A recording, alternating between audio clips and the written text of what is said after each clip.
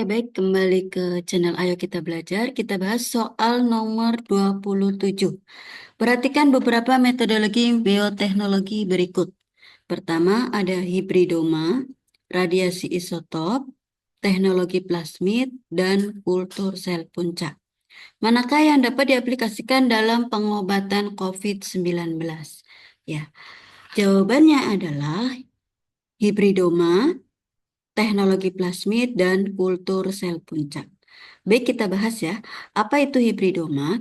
Hibridoma itu adalah pengobatan eksperimental menggunakan protein buatan laboratorium yang meniru kemampuan sistem kekebalan tubuh untuk melawan antigen berbahaya seperti virus SARS-CoV-2.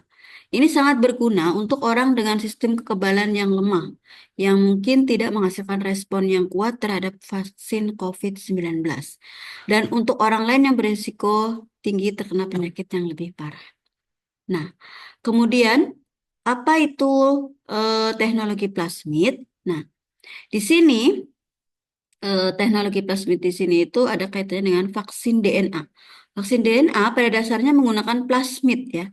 Plasmid itu bagian dari sel bakteri, yaitu bagian terkecil seperti cincin molekul DNA ya yang ada di dalam bakteri.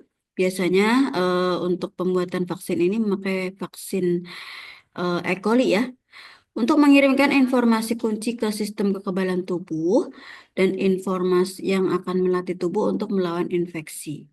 Nah, pada kasus COVID-19, spike protein adalah informasi kunci yang ingin disampaikan vaksin plasmid ke inti sel. Nah, ketika berhasil, plasmid bisa mengelabui tubuh untuk membuat bagian spike protein yang ditemukan dalam virus corona baru.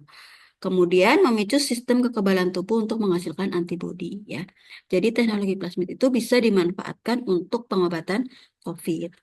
Nah, pada kasus COVID-19 baru-baru ini berbagai penelitian membuktikan bahwa sel puncak atau mesenkimal, sel puncak mesenkimal atau mesenkimal stem cell atau yang disebut dengan stem cell dapat memodifikasi respon sistem imun alami atau adaptif dengan berbagai efek seperti supresi sel T, maturasi sel dendritik, penurunan aktivasi dan proliferasi sel B, menghambat proliferasi dan sitotoksisitas sel natural killer, dan merangsang produksi sel T regulatory. Jadi, eh, pengobatan COVID itu juga bisa menggunakan stem cell. Jadi, mengambil bagian dari sel orang yang masih normal, kemudian diaplikasikan ke orang yang terkena COVID. Jadi jawaban yang paling tepat, pengobatan COVID itu bisa dilakukan dengan menggunakan metodologi biologi hibridoma, teknologi plasmid, dan kultur sel punca. Jawabannya 1, 3, dan 4. A.